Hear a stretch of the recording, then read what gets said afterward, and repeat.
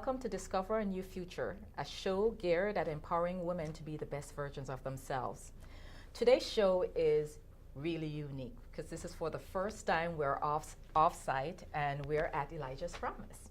And today we're going to be talking about healthy eating. As busy women, what are some of the things we can actually do to eat healthy? And we have an expert here who is going to be speaking to us about this. My co-host, Desiree Kinney, and I will be speaking with Chef Pearl Thompson from Elijah's Promise. And Chef, I'm just going to jump right into it. Share with us, how did you end up even at Elijah's Promise? Well, it's a really long story. I've been here since 1997, and I actually taught culinary arts in Manhattan. And I'm a Jersey girl, you know, and I'm a community activist, and I'm totally about the empowerment of lives. Our motto here is food changes lives, and I'm all about that. So I met the executive director, who at that time was Lisanne Finston, and I was so moved by what she was doing. And I happened to read later on that she was looking to start a culinary school.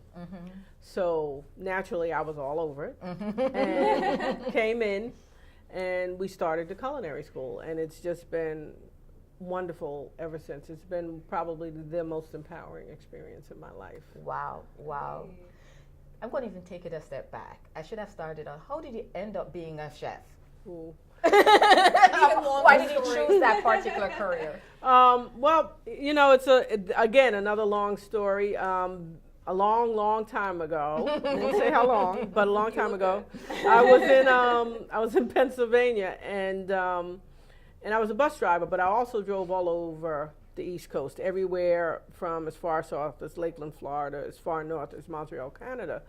But that whole experience, because like I said, I'm a Jersey girl, grew up in Newark. And at that time, I was eating foods that were just like blowing my mind. You know, like I went into a restaurant and they were taking blueberries, making sauces out of them, putting them over chicken breasts. And I'm like, wow, how did they do that? Who thought of this combination? Okay, and so it became, I really want to learn how to do this. So I resigned from the job that I was at, and I went to the New School for Social Research. At that time, the restaurant school was a part of it, and that's how I got started in cooking. I absolutely adored it. It was probably the hardest thing I'd done. Wow. Yeah, I have had contacts with you as well as Elijah's Promise, and you're doing so much great things here as for the community. Let's talk a little bit about that. Okay. About Elijah's Promise. Tell us a little bit background about Elijah's Promise and the culinary school. Elijah's Promise has been around for eons, probably almost 30 years. It started with just average citizens giving out sandwiches out of the back of a van. Wow. And what happened was those folks began to look at how people who were underserved, marginalized, people who were hungry were not being fed on a daily basis. You had this entity that might have been preparing food this day. You might have several on another day, but then there were days and times that were being skipped. And they hired Lisanne Finston right out of graduate school, and she came aboard, and she is both a minister and a social worker. And she said, look, people are hungry every day, and they're hungry more than once a day. So we need to set up an entity where people can get 2 meals a day, no matter what. And we need to bring all these other entities that are serving food together and have them all take a night, commit to a day to do the same thing every month. Wow. That's why we spread it out. It's not laborious for one person. We have all the food under one building, and people can walk in and eat as needed. So that's what happened. It was 2 meals a day, except on Saturdays and Sundays they do one. And they also have a bag meal program that goes out to the community for people what are considered the working poor, those who are working who still have problems securing food for their families. There was a Latin food kitchen.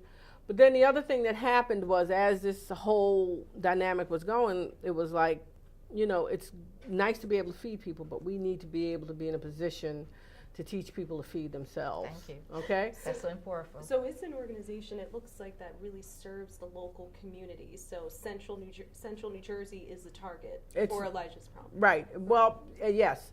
For the feeding programs, we're all over Middlesex County. Oh, that's great. But in terms of the culinary school, we have people who come from as far away as Brooklyn. Oh, wow. So that's To the really culinary big school. spread Yeah, out. the culinary school it's actually Promise Culinary. It's a separate entity up under the auspices of Elijah's Promise, but it's a state certified vocational school. And we have a tuition, and we serve people from everywhere, you know, and it's the concept and everything that we do is the same. To be able to get people who would not sit down to a table together to sit down together. Wow. You will have people who could potentially be living on the river in cardboard boxes, sitting from next to people who were downsized from corporate America. Wow. So you're providing, this is really, really phenomenal, an opportunity for what society would describe as unskilled workers, an opportunity for them to find their craft. Right. And you're providing that support, which is really kind of unheard of, I Right. think. So I think that's really amazing what Elijah's Promise is doing. Yeah, like I said, our motto is food changes lives. I mean, we have the And it Better does. World Market, which is a market that's designed for people. It's internet cafe. That's our latest venture. Oh, But okay. prior to that, we have the Better World Cafe, which is a pay what you can cafe. And the concept is that, again, anybody can go in there and eat. And it looks at society on a macro level where everybody will come in, eat. Those who can pay more will pay more. Those who can't pay will pay less. But it evens out at the end, and we've turned a profit, which has been great. I'm gonna piggyback off Faith. I want to kind of go back into what piqued your interest in specifically healthy eating versus, you know, any other route a chef can take. And I think it's a great deal that you're focusing on healthy eating versus alternative means of eating. You know what? I think from a very young age, first of all, I come from a family, and I'm not bragging, but of some of the best cooks I've ever met in my life. That's okay. They were phenomenal cooks, absolutely phenomenal cooks.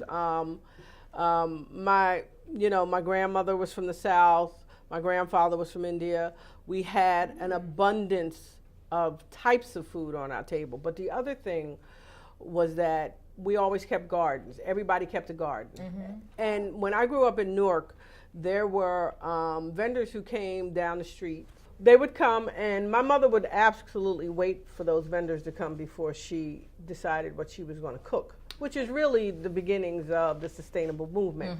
You know, eating what's local and eating what's available. So that's how she cooked. My grandmother, my grandfather all kept gardens in the back. Everybody had a garden. So that's what I grew up with, you know. As I, got older, it seemed like all my friends wanted to come to my house and eat, you know. But I was the person who cooked alongside my mother. So I was always intensely interested in food, something that I absolutely loved. So what happened was when I moved to Pennsylvania, like I said, I was eating all these incredible foods, but food was always to me the very first medicine. Okay, if you want to counteract anything in terms of health, the first line of defense that you can institute yourself is what you put in your mouth. We very seldom can we take care of the air. You know, we got to interact with other people, but we can control what we put in our mouths. That is so true. And sometimes what we put in our mouth is not the healthy things they put in our mouth. So you're really teaching us how to actually do that. But That's wonderful. And how do you keep it, Faith and I were wondering, how do you keep it fun? Like we were thinking fun eating. So it's sometimes there's the common misconception that healthy means boring or you can't have fun in the kitchen. So how do you, what types of tips or strategies or input would you have on that? So, then families with children to keep them excited. Well, first of all, it starts early. You got children need to be able to taste real food from early on. We developed our first taste buds are salty and sweet, okay? Sounds right. But we don't necessarily need sugar or salt to be able to create that dynamic. We can get it in our foods. If you eat a grapefruit, you'll sort of get that salty, bitter taste in your mouth. That'll satisfy that. You want sweet, we just did sweet potatoes. You know, we have lots and lots of things that can complement that. You know, so we need to start our children early on tasting real food. I mean, my students come and tell me all the time, I tried to give this to my child, but they won't eat it. Well, who's the parent? They get hungry enough, they will eat it, you know? And we have to set the example. And then as we go along, learning to stock our shelves with healthier stuff. If you keep it out the house, it'll be easier. I'm gonna tell you honestly, my downfall is working in a culinary school. When I'm home, I'm perfectly fine because it's not in my house what I have here. Although here we still use a lot of organic sugars, we use a lot of organic products, we use a lot of local products that we work with. So we're very much into that. But this local sustainable movement has been a lot about eating what's in your region, eating what's in season, and knowing food. So you don't really have to go out and buy anything special. You just need to know food. I think it's hard. I'm sorry. When you go to the supermarket, though, I actually had this conversation with my brother because he's on this really great health initiative now, and he's built.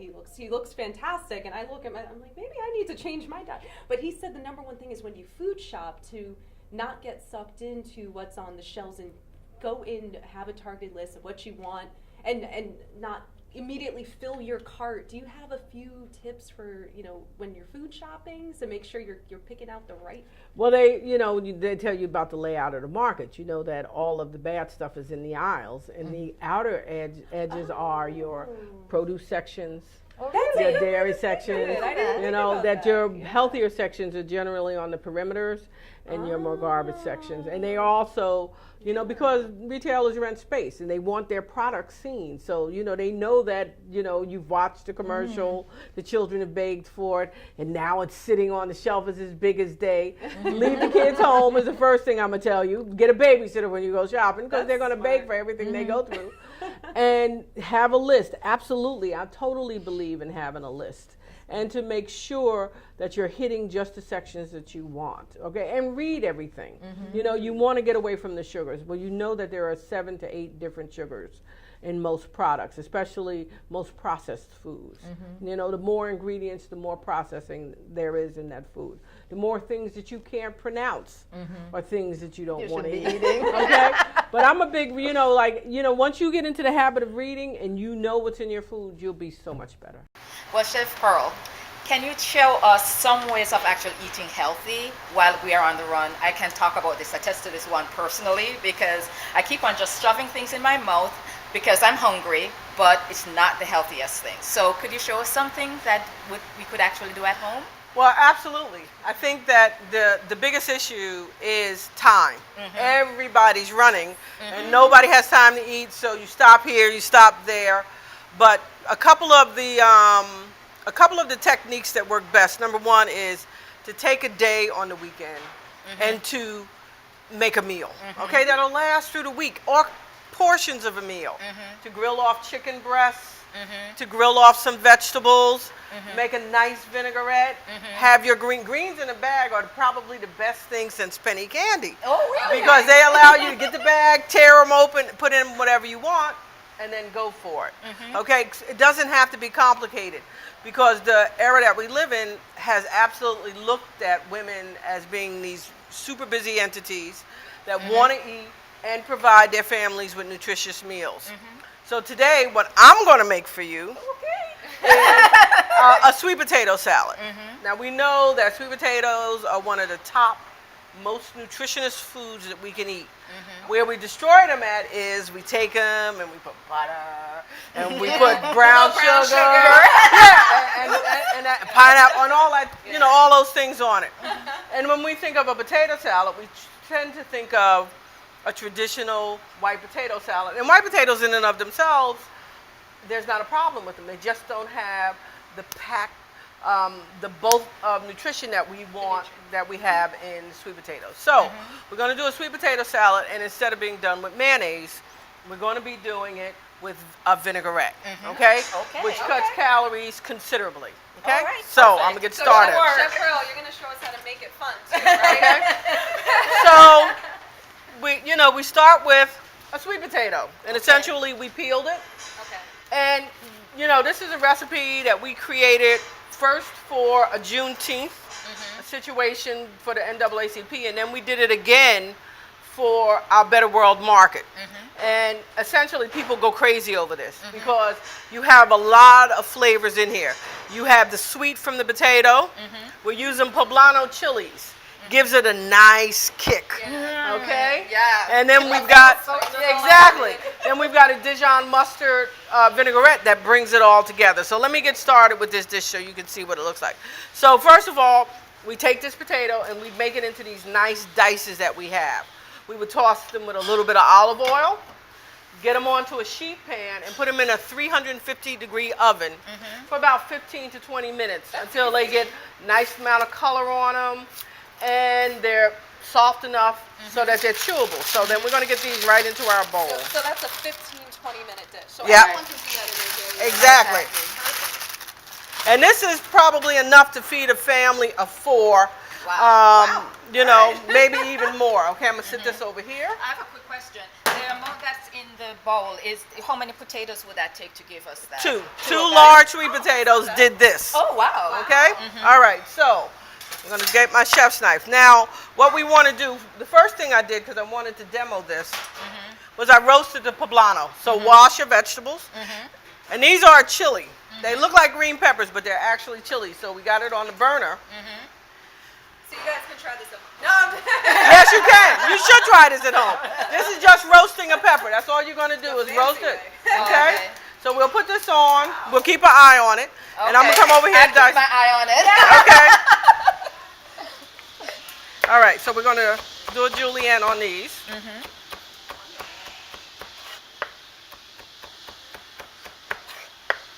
So how long do you roast that for? Until it's nice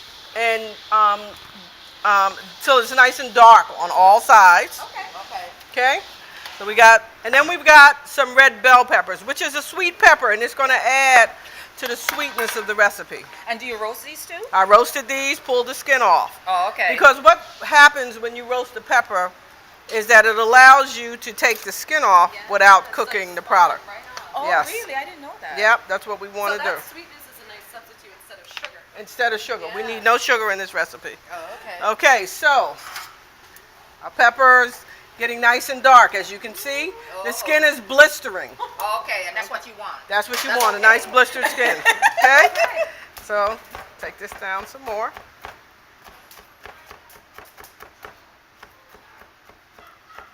We're going to add this in.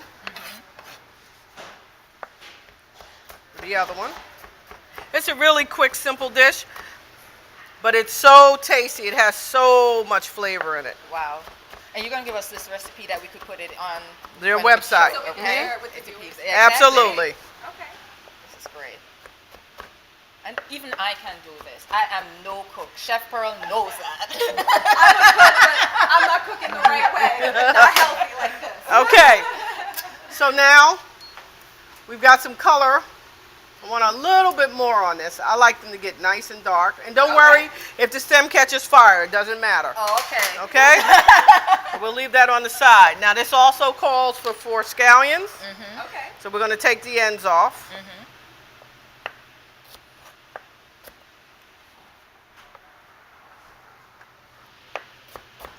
We'll give it some nice thin slices. And you're going to go all the way up. Oh, okay. A lot of people will only use the white part. It's not quite so nice. A lot of people will just use the green parts. We're going to use the entire scallion. That's resourceful. Yep. And there's nothing wrong with it. Don't worry, our pepper's fine. Our pepper's fine. Okay, so now I'll pull this off. And this is what we want. Wow. Okay? This is what we want. I'm actually set it over here and let it cool a little bit. Okay. I didn't know vegetables could smell that good. There's nothing like a good roasted vegetable. One of the tricks to making really good vegetables without being spending a lot of time, especially now that we're getting into growing season, because this is the time for New Jersey. Right now, we've got baby spinach coming up. We've got asparagus coming up. There's so many good things starting. Herbs that we planted last year are coming back. What about corn? Corn is not quite yet. no, Too that's a excited. July. July. That's a July dish. Okay, so now we've got this in. I'm gonna give it a little toss. That looks so good. Oh, that looks Can we great. get a The close-up of colors it? are beautiful. So I guess to the parents who are worried about inspiring their kids, look at those colors. They Yes. want it, just look at the colors. Yeah, that looks so great. Okay, so now we're gonna start on our vinaigrette, which is really easy. You've got some white wine vinegar, Oh, okay. White wine vinegar. a little bit of Dijon. And where do I get that? From the supermarket? Any supermarket will carry these. Oh, Okay. okay. So we're gonna swish this around a little bit. And do you think there's any difference going to like Whole Food or one of the natural organic stores or versus like a regular supermarket? You go with all of these? My feeling is that in order to do this,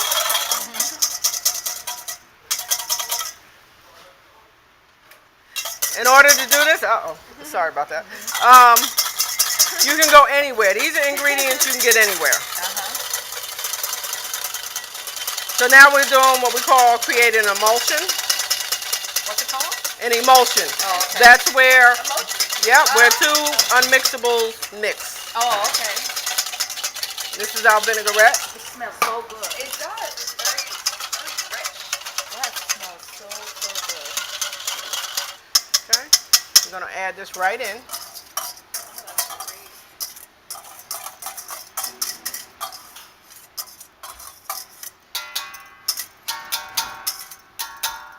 And you can see that this is a lot less complicated than a regular potato salad. Can you get a close-up of this then? Wow, that looks so And have we good. even been preparing for what, close to 10 minutes or better Yeah. than that? Yep. Exactly. And it's almost, we're nearing the completion. Wow. There we go. That's the meal? That's it. Can we Wow. get a spoon to taste? Oh, Sure yes, can. I can't tease us. Sorry to the guys. We'll give you the recipe, don't worry. Okay, I want to taste everything here. Sorry. Can I try a little too? Sure, we got to grab, We have to go grab you a for you. spoon. Grab a spoon. And Faith, wait, can I get a close-up of you eating it? Anyway, take another one. We're going to give you a measuring spoon. Okay, that's fine. Okay, ready? A nice cooked spoon. I can eat this. I can do this. This is so good. There's such a mixture of textures as well as taste. Yep. That's really, really, really cool. And if you let it sit, Scallion. the more it sits, the more it's going to absorb. I like this. As a busy executive, I can definitely make that. So this could just be a meal by itself. This could be a meal by itself. It could be accompany your grilled chicken. You could have it accompany some beef. It can accompany anything that you want. So it could be Tofu. like a topping, like garnish style. Yeah, well, a salad on it. It could be a garnish, but it could be the salad on the side. Wow, this is good. I'm going to make this. Thank you so much. Thank you. Okay. For the you so much. 15-minute recipe, that's pretty phenomenal. Yes, Excellent. And we'll have this on our website, and you could actually get this. This is awesome. Yes, discovernewfuture.com. Yes. Have the recipe. You talked about the initiatives that you have, and what I really like about Elijah's Promise is about helping people to be self-sustaining in the long run. That is so critical. And there's some other things that you're doing to actually help the community, not only to eat well, but also to eat well. That's the key piece, but also to sustain people within the community. So you want to share a little bit about that for us? That's a really good point. Well, you know, we you know that the Intersect Fund started out of this facility. I did not know No, that. Intersect Fund started out of Elijah's Promise. Can you where- tell people what it is? Yeah, Yeah, which is the Intersect very Fund educating. is an initiative that was started by Rohan Matthews to get small businesses started. So since we had, you know, one thing about culinary students is everybody wants a restaurant. Everybody wants some kind of a food business. It used to be restaurants, now it's food trucks. But you know, Rohan came and said, you know, we want to start this initiative. We'd like to start it here.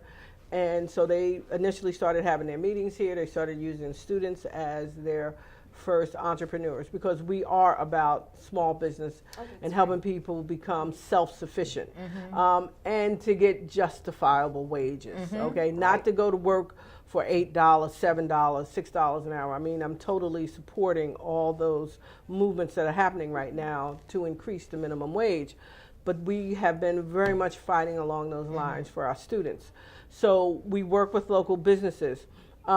We always employ students.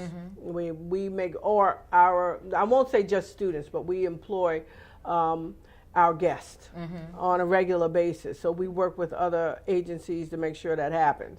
We have drug rehabilitation programs so that, you know, we can make sure that they can get clean, so that they can get out here and they can get a job. You know, so we do a lot in the community. Most of the people that you see that work for this agency came through this agency. And I saw the food, and we could get a shot after, but the food, the gardens? The community gardens, which are, we have several around the cities. We have an orchard. We have several different gardens, as a matter of fact. And again, that concept is that people can go and just pick the fruit, because the more stuff is available for people to be able to eat, the less they'll go to the supermarket and buy garbage. Because access, you guys are providing access, because the number one reason people eat, I feel, unhealthy is because it's easy. And they're saying, well, I don't have the money for it if they're, you know, an underprivileged household, or if they're busy, I don't have the time, I don't have access, but you guys are providing a resource to them, so that's really great. Yeah, we had a CSA. We didn't run it this year, but for the community supported agriculture, where we partnered with Organic Farmer and people, and it was specifically designed for people who had HIVs, because they are most in need of healthier food. So they could come in every week and get organic produce and take it home and prepare it, to make sure that they were getting the nutrients they need in order to be able to have the healthiest life possible. And then we opened it up to the general public. Wow, So that's awesome.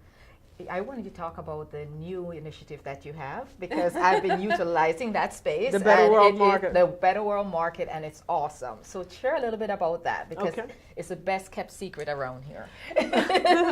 Better World Market is a partnership between ourselves and Saddam Farms, which is one of the oldest farms in Somerset County. They've been there, I think, since the late 1600s. Wow. And they're husbandry farmers as well as hay and grain farmers. So, and the person who heads the farm is also the president of the New Jersey Farm Bureau. So in our market, we're carrying local Jersey produce. They've connected us with a tremendous amount of great people. The students, we have a bacon and pastry program. So our students do all of the baked goods, or 99% of the baked goods that go out there. And the culinary students do the salads and all of the savory products that are out there. But we also carry Griggstown chickens. And I don't know if you know Griggstowns, but they're some of the finest chickens in the United States. We doing Sudan's pork products. We have some of the best. We have Ronnie Brook Farms Dairy. It's such a great market. Yeah, and it's got an internet area to it. It's bright, it's sunny, it's open. You know, we'd love people to come. There's a little play area for kids. There's several TVs, music. It's just a great place to go. Where's the location? Can you repeat that again for? It's on. It's on Route 27, right? Yeah, right by Adams Station. Local. Yeah, and Central I put the Jersey address folks? so that people Yeah. can actually come. I have used it. I am addicted to that space. I've been using it to work. There's an art component where various artists are hanging their artwork that's for sale. There are some gift items that are fabulous that are done by local artists. There's a glass blower in there. Some beautiful stuff in there. So please stop by. Yeah, please. Now, so I know we were also interested in what if people want to get involved, and I know we have these pretty flyers here on some of your upcoming initiatives. So you have the Chef's Night. And we put this Can you up. tell Chef's us about Night? that for people who want to get interested? It's June 8th? Yep, June 8th, Monday night, June 8th. It's our biggest fundraiser. Okay. And we have upwards of 45 restaurants that come out. Wow, And we hold it at the 45. Palace in Somerset. Oh, And that beautiful place. Yeah. That's a beautiful place. Yeah, Wow, they've been yes. gracious. They've hosted us for, I think, the last 7 or 8 years. They've been fabulous. And phenomenal. so you get to come and taste a wide assortment of foods from a lot of different restaurants. Some of the best restaurants in New Brunswick. Fork and the Peach is there. Catherine Lombardi's Beach, comes. another great Yeah. place. Wow. Yeah, Another so- amazing restaurant. This sounds like a great lineup. Great wine. So it's a great evening to come out and enjoy yourself. So please come. Oh, please do. And you're welcoming volunteers for various initiatives. Yes. I would say Michelle Wilson is in charge of the volunteers for this event. So if you call her, she's our associate director. Okay, perfect. And if people want to contribute towards Elijah's Promise, who do they contact? How do they go about doing that? They can call Michelle, and we'd be more than happy to take any donation. Wow. We're always in search of Donations donations. always welcome. Yeah, right? donations, money, time, just even to say hello.